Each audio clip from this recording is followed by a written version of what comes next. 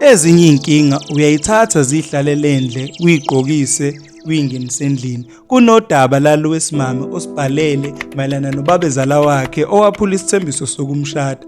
Lo simame igama lakhe uSamkelisiwe Ngubane, udabuka ngapha endaweni yaseRichards Bay eNtseleni.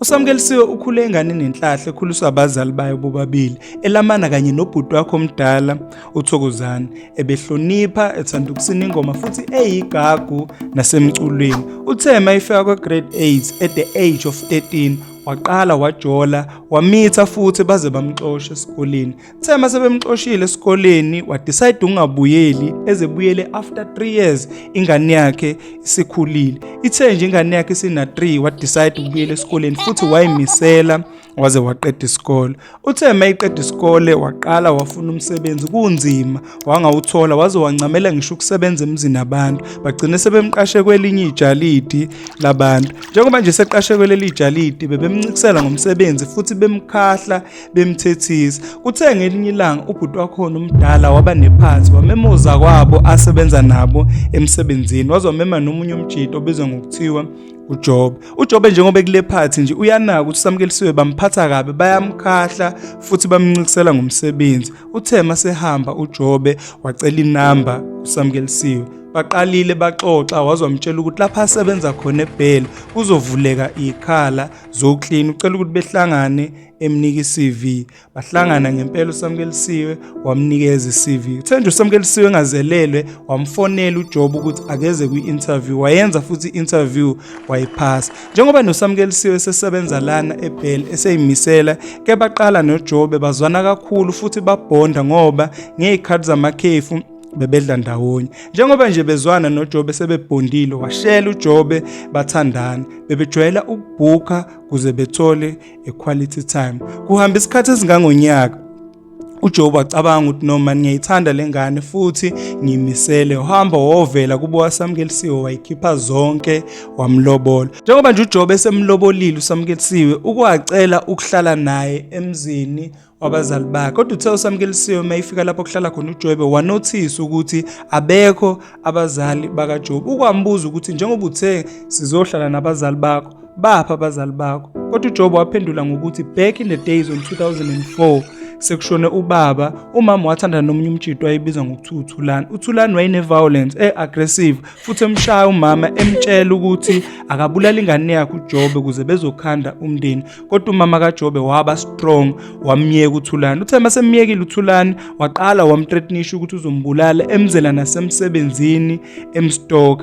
Kuthe nje kuhamba isikhathi umama kaJobe wahlangana nomunye umjito okuthiwa uBen, umjita owaye-right. Kuthe ngobunye ubusuku uThulani washaya umnyango umama kaJobe epheka, washaya umnyango wadubula umama kaJobe washona. Njengoba emdubula nje wayesekamereni uBen kanye noJobe, wangenisa uJobe ngaphansi kombhede wacasha uBen. Njengoba nje uThulani semdubulile umama kaJobe uza ngepassage ufuna ukuzobulala nalaba abasele. Uthe nje sasondela wacima ugesi uBen, wambamba uThulani isibhamu saba ngakuBen. Ithema isibhamu masifika ngakuBen waqala wadubula uThulani futhi washona. uBen bamgweba iminyaka engango-15 years ngoba waviolate isection 239 of criminal law. Yakuveza futhi inkantolo ukuthi njengoba wamphuca isibhamu uThulani wayengakwazi ukuthi engamdubuli kodwa emdetain kuze kufika amaphoyisa. Shuthi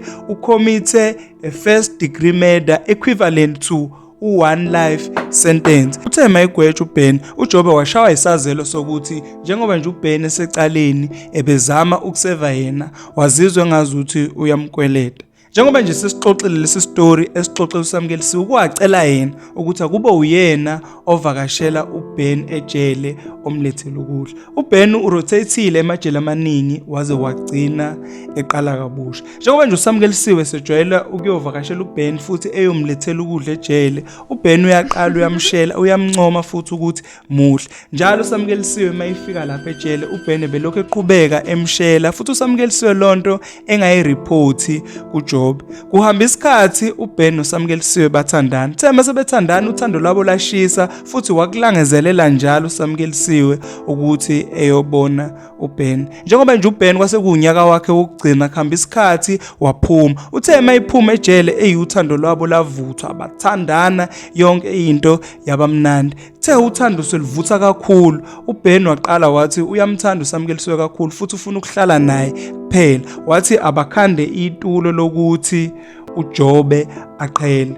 Kodwa uSamkelisiwe kwafika nokuthi okungcono uJobe akahlanyiswa. Wathi uBen no, akangahlanyiswa, mina nginecebo lokuthi ngimthengele inkabi ukuze ezoqhela for good. Ke bahlanganisa isu lokuthi akavele abulawe uJobe bemthengele inkabi. Kwenzeka lokho, uJobe ubuye emsebenzini wadutshula abafana ababili abangaziwa washona.